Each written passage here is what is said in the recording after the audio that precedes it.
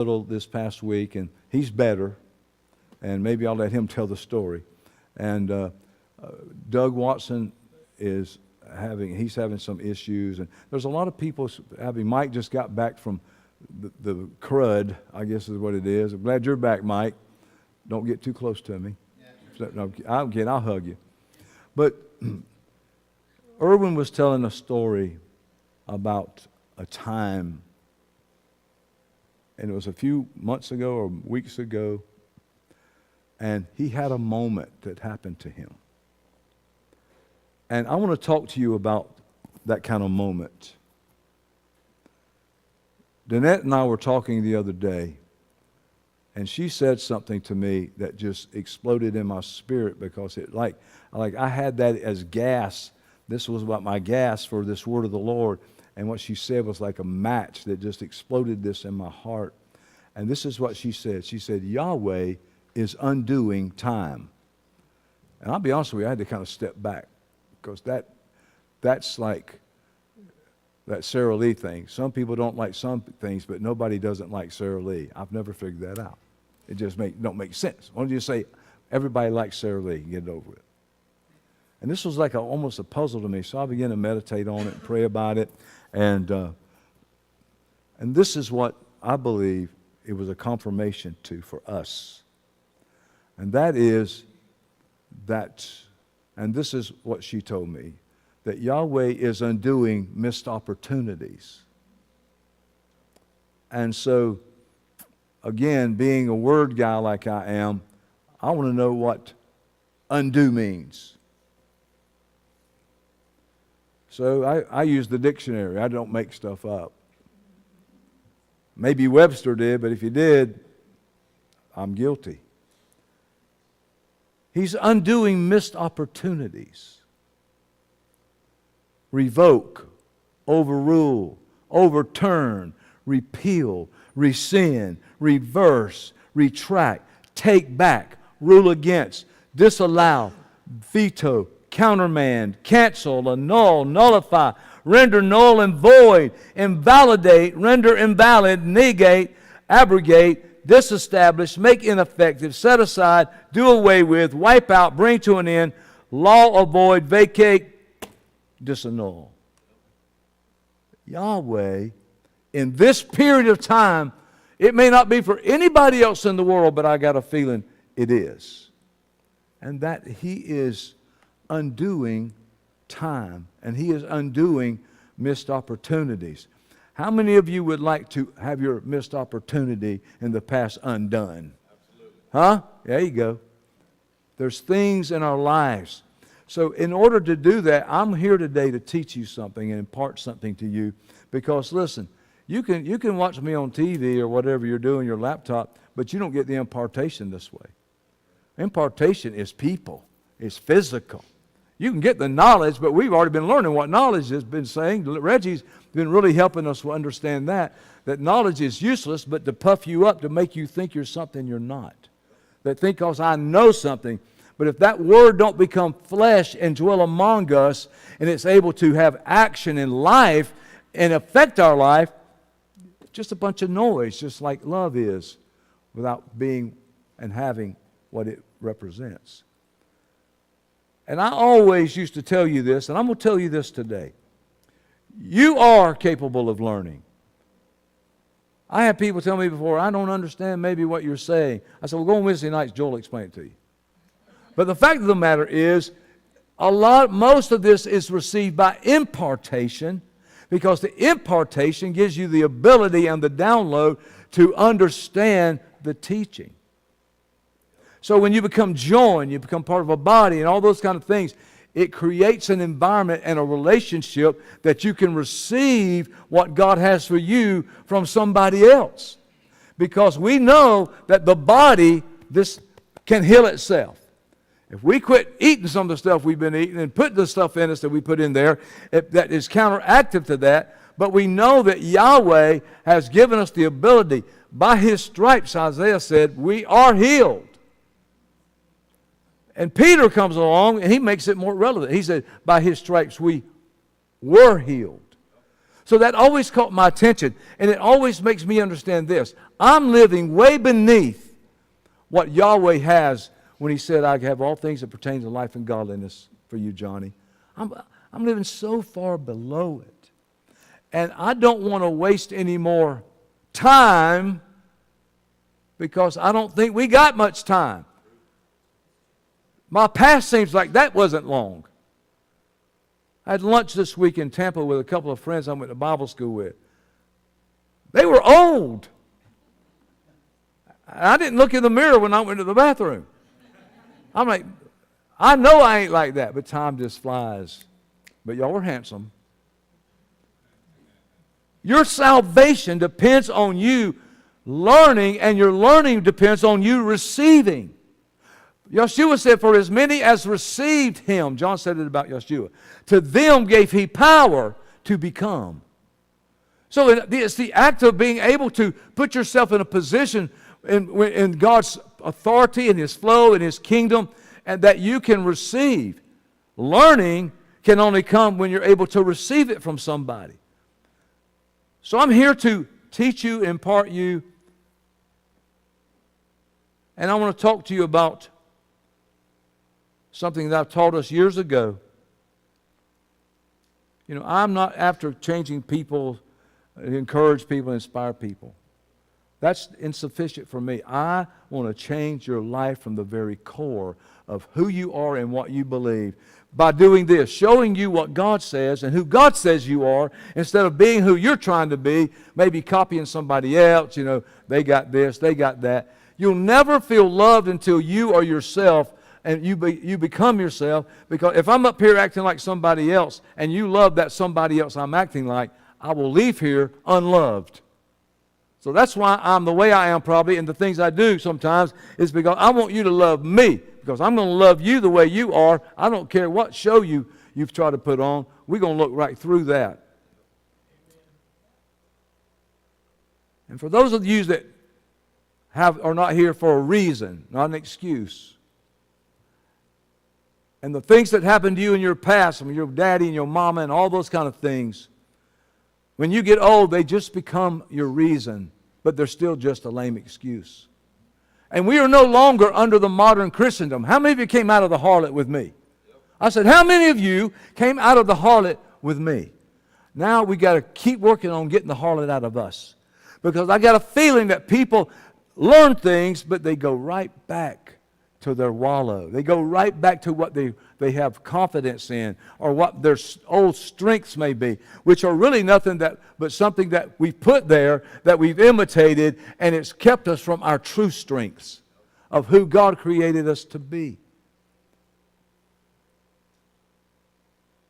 When we gather together, it's not just to come to church. I'm trying to get away from the pastor model style, and I found this out. It isn't necessarily the order of the service. That's why we'll change the order. We're going to move the chairs around. I'll tell you what, my mama used to have a chair that she sat in. And she told me, she said, that's my chair. I said, no, it ain't. She said, why not? I said, you didn't buy one. You don't get a chair till you buy it. So guess what? That chair, every few weeks, I'd change the chairs around.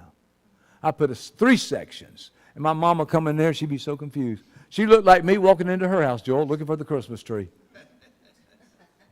If you don't know that story, I'll tell you one day. Let Joel tell you. It's an opportunity.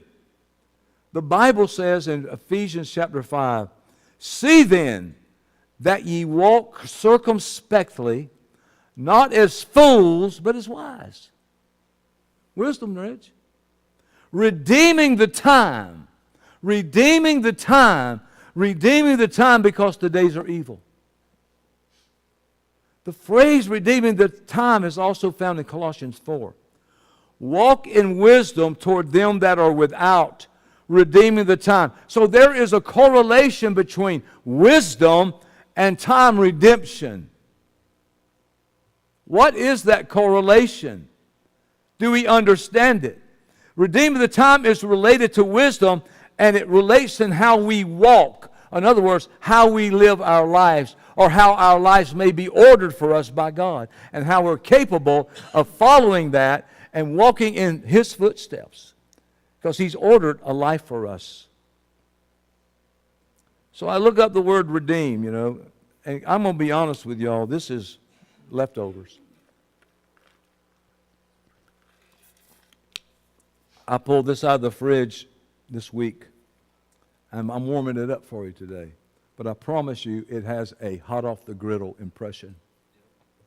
I found out that maybe I've preached on too much stuff and we weren't able to ingest all, because I was on a path to make sure that we got these things put in a place where we can just answer questions by print. Oh, you want to know about that? Boom, there it is. And we have that. And I'm not sure that I didn't overfeed people and they missed some of that. So I blame me, okay? I blame you too, but I'm going to blame since I'm up here. To redeem something means to buy it back. It means to regain possession of something. And I want to talk about something this morning that's going to help you understand me a little bit better and God a little bit better and how to be victorious a little bit better. And it's a word called time. And time is a gift that Yahweh gives to all of us. I was kind of under the impression subconsciously when I was a teenager that I was indestructible and that I could live forever. And therefore I wasn't afraid really to do things because I didn't think it was something going to happen to me.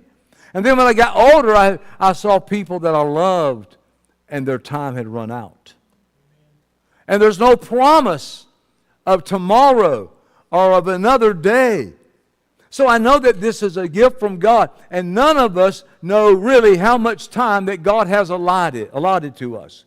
The Bible says that there is a time to die. But that don't mean there's a specific time necessarily. I think if we obey God and get in His pattern and obey Him, our time will be right at the right time instead of premature. Because the Bible talks about not gathering together and having communion and being coming to the church, that many, the Bible says there are many who are sick, weak, and die prematurely. Why? Because they haven't understood how to manage their time with God. And we got to face it. Once we spend all of our resources and worshiping at the idol and altar of mammon, there just ain't much left for Yahweh. We can't do that. We can't afford to tithe. We can't afford to give. We can't afford to be there. You know how busy we are? You know what our kids have got to do? They got to spend time doing stuff that ain't going to do them no good when they get older. Ain't nothing wrong with that. Unless you put it before God. And that's the only thing that will matter.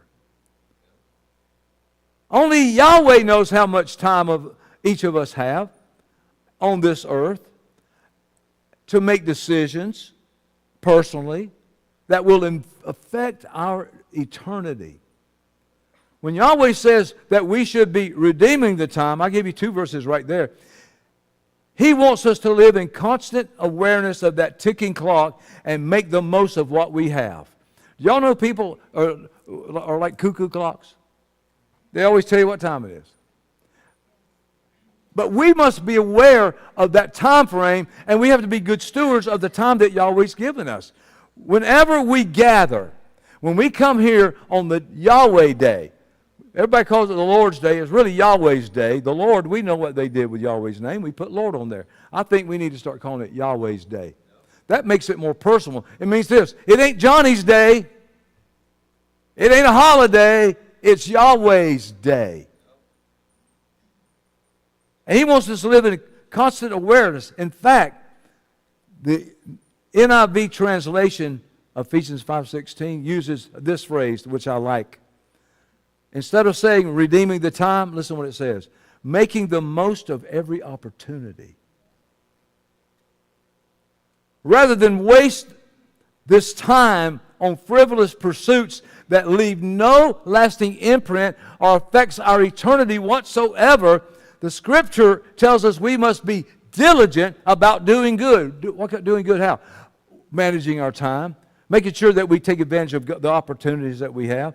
And the context of the command to redeem time helps us understand what the redeeming time looks like and why we need it. And I'm going to help you today if you'll tune in and give me just a few more hours Ephesians 5 says this. I'm reading it again, okay? I'm gonna read a couple of extra verses. This is Ephesians 5. Be careful how you live. Don't live like fools. But live like those who are wise. Make the most of every opportunity in these evil days. Don't act thoughtlessly, but understand what Yahweh wants you to do. And quit getting drunk with wine, because that will ruin your life. Seen it? Redeeming the time means that we are careful in how we live our lives to make sure that Yahweh is first, and we take advantage of those moments, not only the clock time, but the moments that He puts in our path, that if we don't take advantage of, we will miss opportunity. I'll tell you, I hate missed opportunity more than anything. I hate it, and I'm not as bad as I was because I'm not as competitive necessarily as I was. But when you have an opportunity to do something and you don't do it, we seek out wisdom and we employ wisdom. We seize every opportunity and we use it for the glory of God.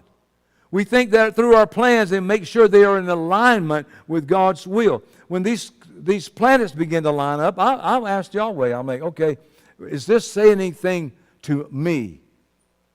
And is it saying anything to us? And I really believe, whether it's God or not, I really believe it's time for apostolic alignment here. It's for ecclesial alignment, that we get in line with each other and with what God's plan is for us. Why should we live like this, Johnny? Because Ephesians says, because the days are evil, and we have to overcome evil with good. So there's two words I'm going to teach you today. I already taught you this, and some of you may be familiar with them. There's two words. One is chronos, and the other one is kairos. How many of you ever heard of chronograph on a watch? Excuse me. Chronos is where we get our English word chronology. It means literal minutes and literal seconds of time. So if I said church is going to be at Sunday morning at 10 a.m., not 10:30 a.m., but 10 a.m., that's chronos. It's a specific time. The clearest image that we can have of chronos time is a watch or a clock. And that second hand just ticks around, or however, what kind of watch you have. I guess digital now. Kairos time is different. It's less literal, but it's a more significant time. Chronos is quantitative in minutes. Kairos is significant time. And this is what I'm going to try to get across today, if I can. I want you to understand how to live in your Kairos moments. People live on the chronograph time. I know we do that. We got to do this. We got a calendar and all that. But Irwin had a Kairos moment at church recently. He told us about it in the men's meeting. And there was something significant happen. And this is what he testified to. Had he not been here, that he would have missed that time. Now, I'm not talking about Kairos moments that are just here. The ecclesia meeting on this time is a Kairos moment every time you come here. Kairos is not quantitative, it's more qualitative. Kairos is what I like to call pregnant time. The time of possibility. The moments in our day, our week, our month, our year, and our lifetime. And these moments of Kairos time are the things that have defined me. And they will be the things that define you. On the other side of that, traumatic events in your life will define you like a Kairos moment can do in a positive way, God's side, and can scar you forever. And most people never even get over childhood trauma. Did you know that? And what it always is it's taking up your cross. It's when your will crosses God's will. As I always told you, Kairos moments or moment in time is always a crossroads. You come to a place in the split and the fork of the road where you can choose God's way or your way. And it has the right opportunity for that moment. It's going to either make you better or, as the old man said, bitter. And I believe people are bitter today because of disappointment, and they did not take advantage of the Kairos moments that God had for them at a place and a point. A waypoint is what we call it on the GPS when I used to fish out there. A waypoint. When I got to that waypoint, I didn't obey the waypoint. I didn't take advantage of what God wanted to download to me at that moment in my life to provide me a maturation, part of the maturation process to become more like Him and to make me victorious. And by the way, to resupply me with all the things that I have need of. They're not neutral moments. And every Kairos moment that I've had in my life made an impact upon me. And every Kairos moment you can have, even if it's in the negative sense, it'll make an impact on you. Let me tell you what Kairos is. I know what regular time is. But Kairos is the time of God's activity. Now, I've heard a lot of people I don't necessarily agree with, 3 o'clock angels move around. Well, my angels move around right now. My angels don't sleep. My angels ain't taking a nap or, waiting around all day. It ain't time for us to move. See, that's chronos. The spirit realm don't move at chronos. It moves at kairos. The Word of God don't move on chronos. That's why I tell people, it takes time to mature, but there's no certain amount of time. I know people come in here and they pass the lukewarm people in our church in 2 months. They know more than the guy's been here 20 years, who know nothing, because all they're doing is biding their time. They come, they stay, click, click, talk, clock in, clock out. Instead of these people are hungry for God, they find their Kairos moments, and they get jumped way ahead of other people. I think that the time of Kairos is where I sense that God just might be trying to get my attention. Sometimes it can be a negative thing, a flat tire, say, or something like that, or a missed putt. Joking, Reggie. It's where I anticipate, and I'm in a Kairos moment right now, I got to tell you, in my life. And it isn't like a 5-minute one. It's never been for us. I am a Kairos moment for my life. And I know that God is up to something, and I have an anticipation, and I have an excitement because I've been to Kairos moments before, even in the life of this church. And I'm pumped, I got to tell you. It's a new book. It's a new Kairos moment. I think it's wise for you to pay attention and open your eyes up to something in this suspended time and place that we're in right now. It's a time to come in, and I want to tell you what, y'all, watch what happens. And there's going to be a time for people that aren't going to be able to come in anymore, and they'll think it's their choice.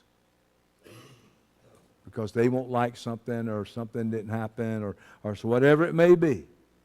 And then there are going to be those who are hungry, who will sit in their seats. Little brother, am I telling the truth? All right. Kairos moments are a string of moments that possess possibility. How is that even possible, Danette? Oh my God, how could that even be possible? Well, it's possible. Because we believe all things are possible. Because we believe. Clarity brought on sometimes by pain, sometimes by uncertainty, sometimes by crisis. These are things in your life that Kairos moments that God is really saving your butt. Then sit down. No, sit down. Whack. I've been taken to the old proverbial woodshed many times in my life, in the natural and in the spiritual. To force us to be absolutely attentive to ourselves and to God. There's nothing greater for God to love you than to bring a crisis in your life to get you off the wrong path. And you may not like it right now, but it's because He loves you. For if you've been corrected, and who He chastens is the proof of your sonship. You ain't had no Kairos moment where God took you to the woodshed. You're not a son. If you are, you're a bastard son, birth but not father. Makes me pay attention to me, not everybody else. Not what he's doing or she's doing. What am I doing? That's what that table's about. And I want to tell you, you can't have a Kairos moment of examining yourself in your car or in your closet or in your house like you can right here, because this is where Yahweh meets with His people. And I know modern Christendom and the harlot will tell you different. You can just gab, you can just go, you can be on the beach and have church. No, you can't. I mean, you can have church, you can't have ecclesia. In Greek mythology, both Chronos and Kairos are portrayed with what? Anybody know? Wings. When I was a kid, I guess this is bad. I don't know if it's bad. Y'all forgive me. Forgive me for being ignorant, not knowing it's bad. But we had, when I was like first, second grade, we had a little, we called it moron. I think, how do y'all say it? Moron? We called it moron. Why did a little moron throw the alarm clock out the window? To see time fly. You can laugh at that if you want to. You can laugh at me about that. I don't even care. Charlotte told me the joke.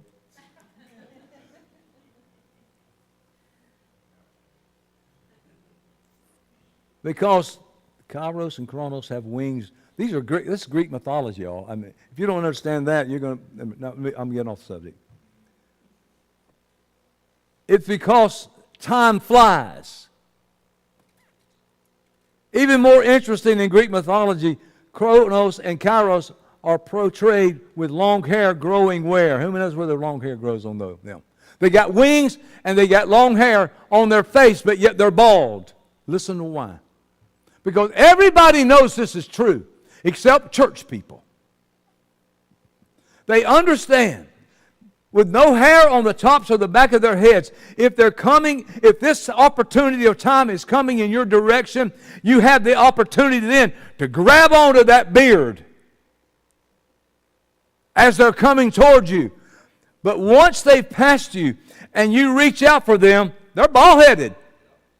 You cannot regain an opportunity of a Kairos moment or even a Chronos moment. I heard people tell me one time, they said, a lot of times, it's never too late. Oh, yes, it is. Have you ever been somewhere where it was too late? It's too late. Too late. Too late to apologize. Too late. It's too late to say, you like that song, don't you? I do too. I was going to sing it, but I didn't. It's too late now. You wish you would have said it before they died. It's too late to get the job. It's too late to forgive. You see what I'm saying? That is a lie. Because when Chronos and Kairos comes at you, that's the only time to grab on. But once they're by, it's too late. It can be a disturbing image if you think about the reality of it, but I want to tell you, it's a definitive thing that I look at every time. I know that if I don't act now, quickly and quietly, now, I'll miss my moment. And it could be forever. He may not have another chance to come around. I want to tell you what Yahweh's saying. Yahweh is undoing, was the word, wasn't it? He's undoing our time. He's given us a chance that maybe Kairos might be coming by again. And this may be our last opportunity. And people who are lazy and lukewarm and don't take the things of God seriously, I'm going to tell you, they may not have another opportunity. And I'm trying to, I don't try to scare anybody anything, but if you leave here and don't come to the altar and give an offering, a truck's going to hit you on the way home. Man, y'all ain't in a funny mood today, are you? Or is it that I'm not funny? Don't say that. Don't say that, Chronos. Joel's Chronos. You got it. Kairos.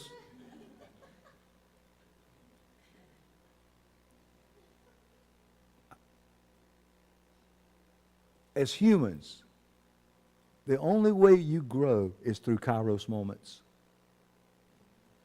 Wasted Kairos moments are wasted opportunities to grow. And that's why most believers have stunt growth. They don't have faith, therefore they're going to wait around and pray and let me see what God wants me to do. And guess what? It's over. Time's up.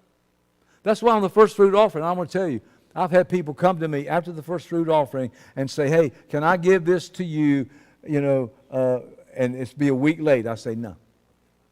And I've turned away considerable amounts of money of people's first fruit offering because, no, you missed the moment. I'm not the rule maker here. Think of how many Kairos moments Yahshua finds himself in as he interacts with people throughout the Gospels. See, this is what people think, Joey. They think Yahshua just ran around and just healed people. I believe this, that Yahshua went around looking for that draw and for what a cry in a man's heart, not just because he said, have mercy upon me, because Yahshua knew that there would be hundreds and maybe thousands of people drawing on him. But there was a little lady one time that he wasn't even looking for, and she touched the hem of his garment, and he sensed that Kairos moment, and it drew virtue out of him, and she got her knee back. I'm going to tell you, she wasn't going to miss her Kairos moment. There he comes right there, boogity boogie. Here she comes. She pressed through the crowd, and she said, if I just touch the hem of his garment, I believe that things in time and everything that is going to happen in your life has already been determined. That's not predestination. I don't know if I'm going to get into that much today. I don't want to bring confusion to you, because it's really hard to say, right? It's hard to say, and it's hard for kind of in your mind figure it out. This is what Yahweh Yahshua told me. I wasn't going to say this today, but you know how I got a big mouth.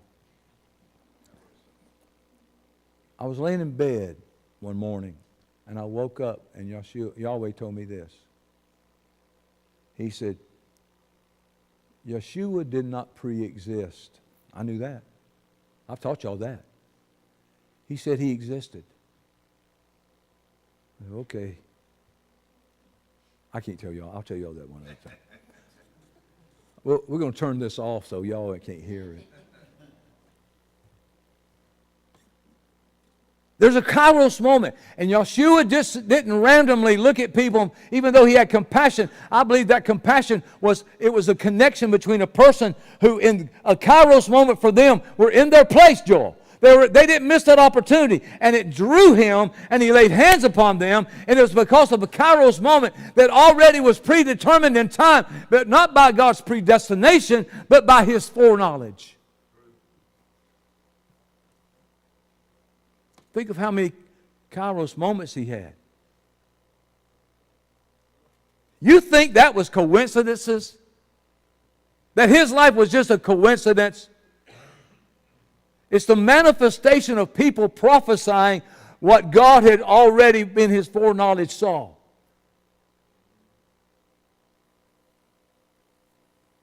Today,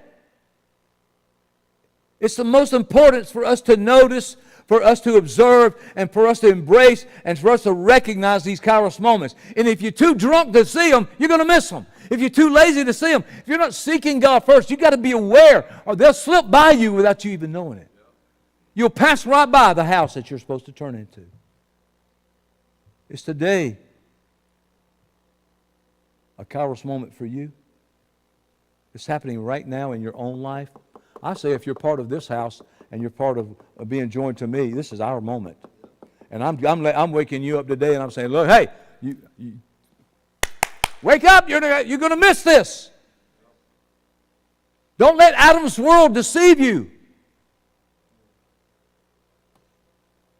See, I think that being reactive is also often despised. And we're told that being proactive is the best course of action. Now, I like Chronos. It's a better model for effective time stewardship. like the horse with blinders who plows the ground hours and hours every day. Ephesians says it, remember? Walk circumspectly, not as fools, but as wise, redeeming the time because they're evil. In our zeal to be good stewards of time, guess what we do? We can miss the wisdom of the Bible. How many of you know friends and relatives that have been so busy being a Christian, they don't even understand the Bible? Raise your hand. So when we tell them what the Bible says, it's so foreign to them, and so they can't even get it but they may be excellent in managing their chronos time. We end up running headlong down a path that we think is correct, but all we do is we're getting further and further away from where we should be. And that's the case with chronos and kairos. It's Kairos, by the way. Two Greek words, a little review. They mean different things and imply different things. Chronos refers to minutes and seconds, and it refers to a time that can be measured, okay, from 1 o'clock to 2 o'clock.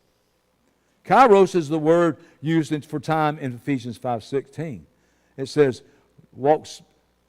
redeeming the time. Redeeming what? That Kairos moments that come to you. You've had them.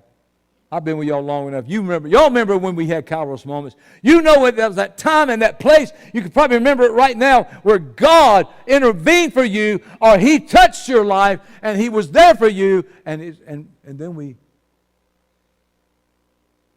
got off the path of the Kairos.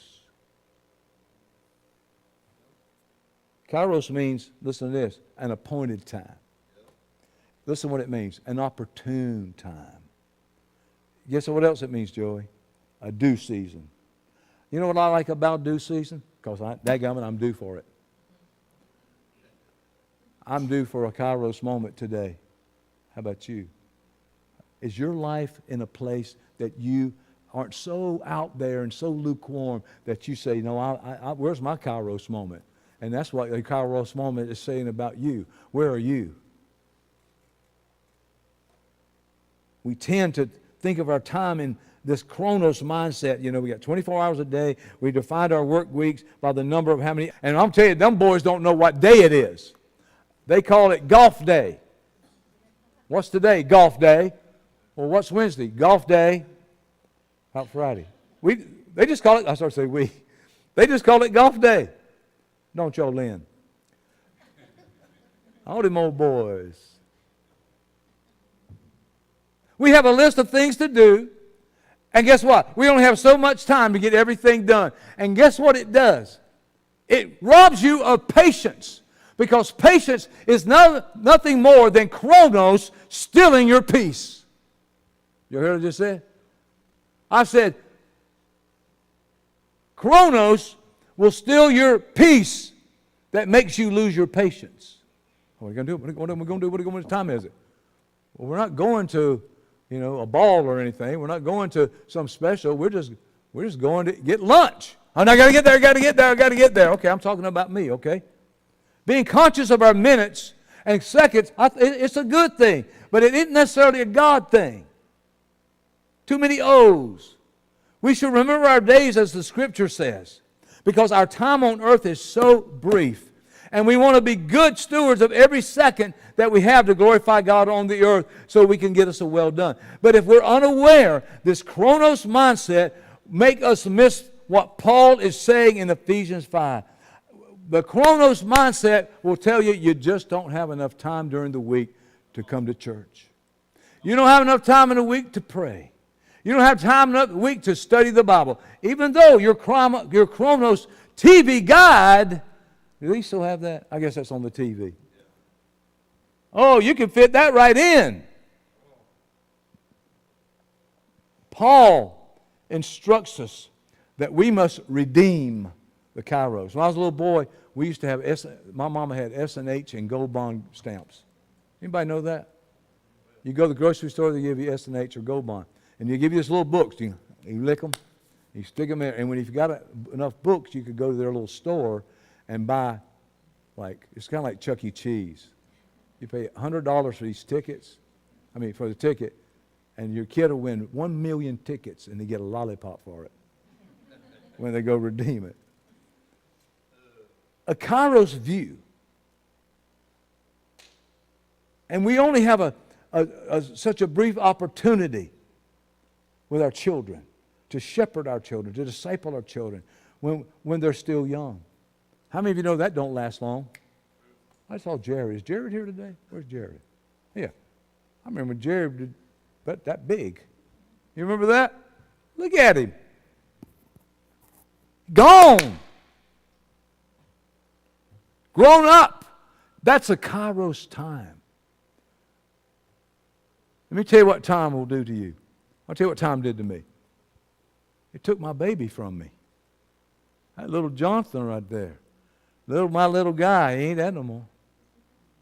Time took my children from me, Joel. Isn't that right, Johnson?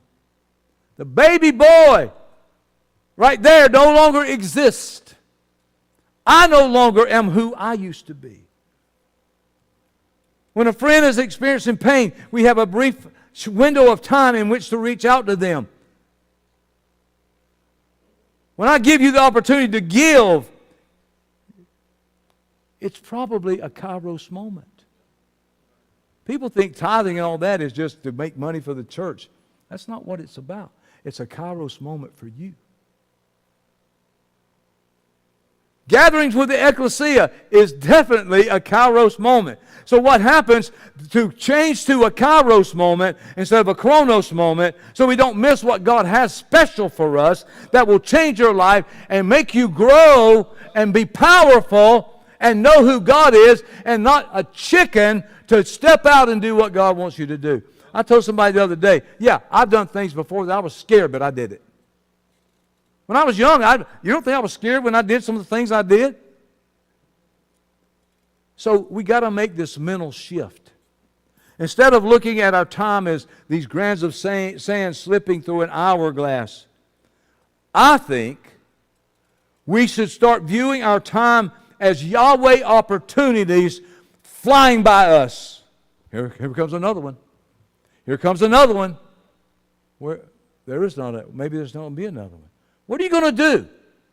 I mean, this morning, I put you in a very precarious place because I'm giving God an opportunity to mark down a time where you rejected what I preached today.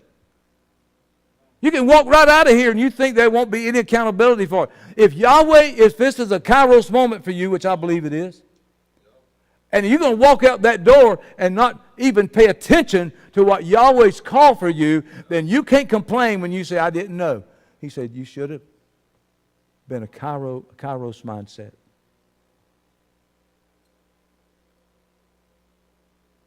Instead of viewing our time as these seconds ticking by, we must realize that not every second holds the same worth. How many of you know that? I said not every second or minute holds the same worth. Some moments are more valuable than other moments. Y'all need to shout me down right now. The 5 minutes that I have a chance to tell a friend what I believe is more valuable than 5 minutes or 10 minutes or 5 hours on Facebook. Or me on the phone talking about stuff I don't even know nothing about, just gossiping about people. We must fix our minds. And this is a word and a chapter out of this new book. And all it is something Yahweh is revising. And He's given us a new Kairos moment for the one that we had that we might have missed then. And He's going to give you this opportunity to undo that time and give you another chance. We must change the view of what effectiveness really is. And though we must use our minutes and seconds wisely, I'm not saying show up late for work. Eternal effectiveness is not necessarily us ramming as much as we can do in 24 hours. When I first started having just a Sunday morning service, I got criticized. Don't go to a church that don't have a Sunday night service. Now they don't have one. That's why I say, why do you still go to that church?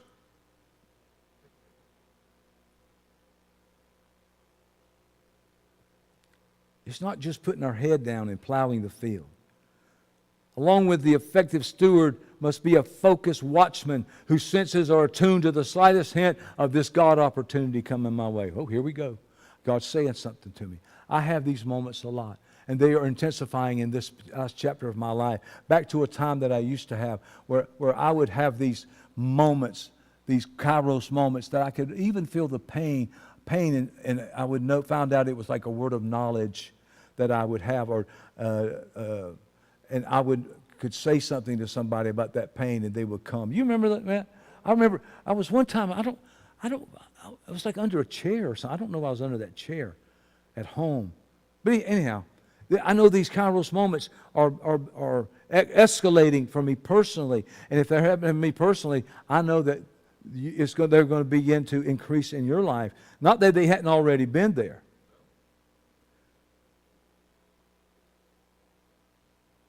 This effective steward not only recognizes those kairos opportunities, and I appreciate faithful people. Man, you can count on them. They're here. They are faithful people. But I'm going to tell you, there's also a kairos time, and I don't want you to miss that. I think we need to have both in our lives. And we recognize these opportunities, and then I want you to have the courage to leap upon them with all your might. No matter, watch this, what anybody else says. Because if you're worried about what somebody else said, you're going to miss the boat. Nobody tell me what they think unless I ask them and look for wisdom. You cannot worry about what Adam's world has to say about what you do.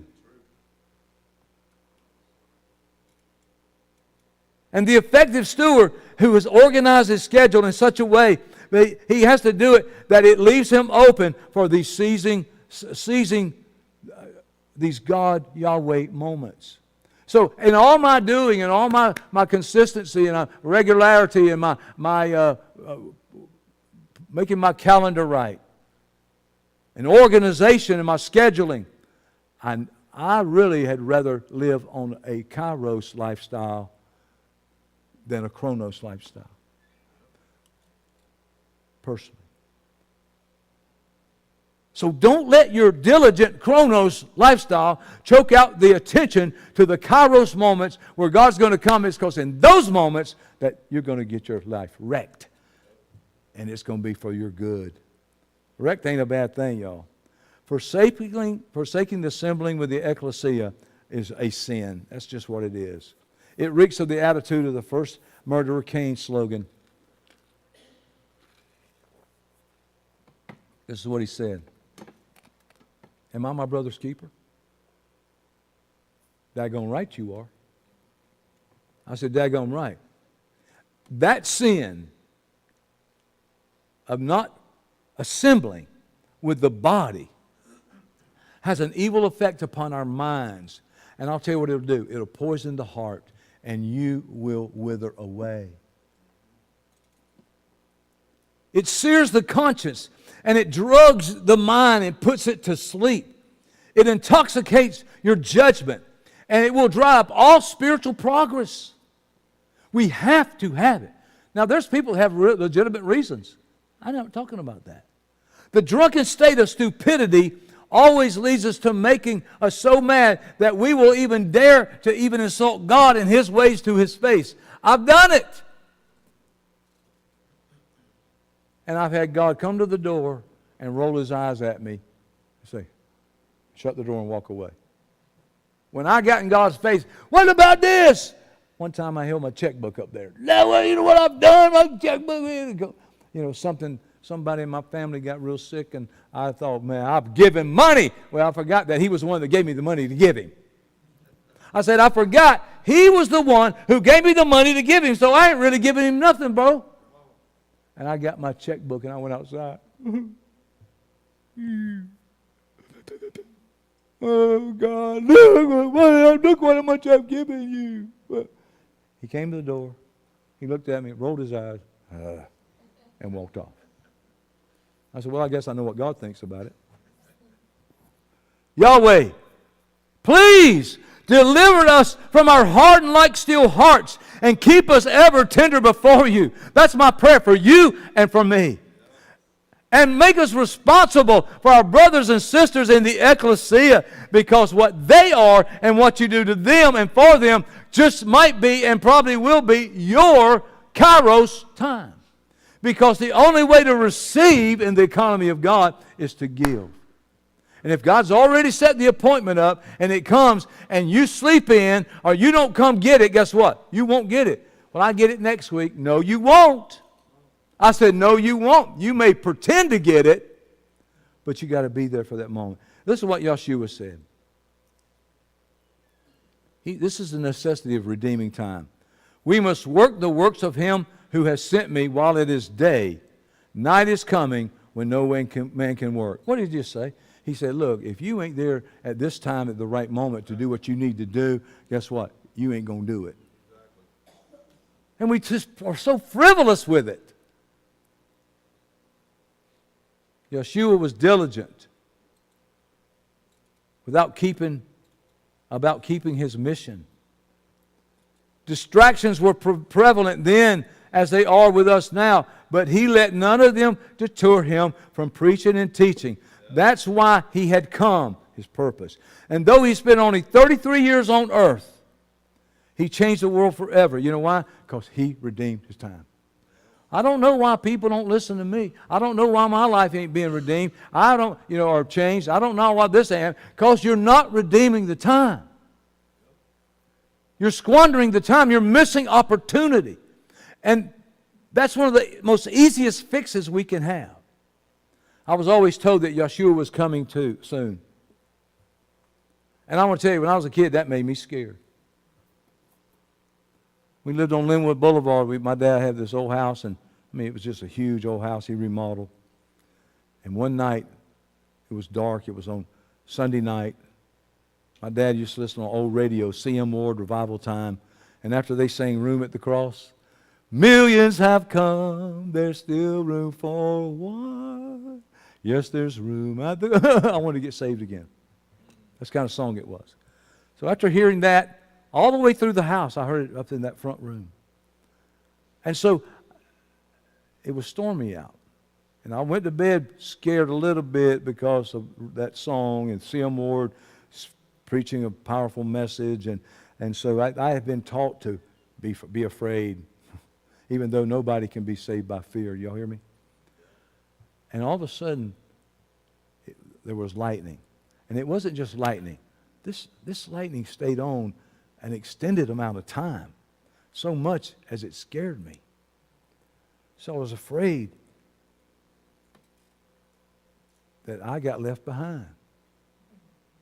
And I was going to walk down the hall through the kitchen to the back bedroom. It was my parents' bedroom. And I was going to see my mom and dad were asleep there. And I was going to see if Daddy was gone or not.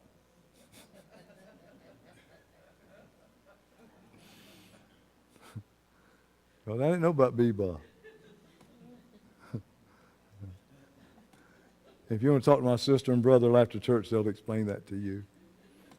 Yeah, I'm like, but I heard my mother snoring, and I looked to see if my dad, he was still there. I'm like, whew. I was scared Jesus was going to come back, but he never came. And I want to tell you, that message affected me like the little boy who cried wolf. But he might as well already have come to some people, because when you die, it's the same thing. You're going to be in that grave, and the next thing you're going to see is him face to face for judgment. You're not going to be sitting in that grave doing this. Man, what time is it? You talk about a Kairos time, death is definitely one. We can learn to redeem the time by becoming conscious of the fact that you just might not have another day. Kairos is now. Faith is now. And what I have learned to do in my life, and I'm not saying I'm the greatest anything, but I tell you, I have learned to do this well. I go full steam ahead on a Kairos moment in my life. Time means nothing to me. I've lived my life like that. If it wasn't that, we would never have a church here today. If I was waiting, well, I need to pray and I need to ask God about this and I need to ask God if this is His will or not. Or if it's His will, I'm going to do it, Joey. I don't care. Foolish it may look. I've given people money and automobiles and all kind of stuff. You know why? Kairos moment for me. Kairos moment for me. I grabbed it by the beard.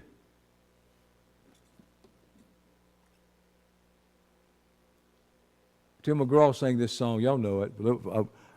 Live Like You Were Dying. It's about redeeming time. While it's focused on pursuing earthly passions and all that, in the time we have left, the lyrics make an important point, whether you like him or not. Someday, he says, I hope you get a chance to live like you're dying. As Christians or ecclesians, we should live like that and pursue Yahweh, all that He has given us to do while He has time. I don't want to be a doorkeeper in the house of God in heaven. I don't want to have streets of gold and a mansion. I don't want that.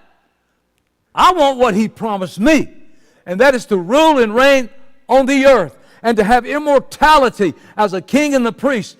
And that is not selfish motivation, because that's the promise and the only promise He's given. Everything done for Yahshua on earth earns faithful rewards. You get points with God. That which was done for selfish carnal reasons, the Bible says that and everything else is going to burn up and blow away. This is what James says. He reminds us that our earthly lives are no more than just a fog or a vapor that comes and goes away. Our money and our possessions, guess what? Your kids will probably get them, unless you can spend it all before you go. Our jobs are going to be filled by somebody else. You will be replaced the next day. And as important as you thought you were, you will have zero say-so. Our families may remember us with fondness, but they're just going to move on with their lives that don't include us. Why? Because we're not there. Don't mean they don't love you or don't feel bad or grieve and all that. I mean, of course we're going to do that probably forever, the rest of our lives. But we just go on. In the end, all that matters is what we did or did not do to redeem the time. To redeem the time. What you going to do with your time? Bye, y'all. What you going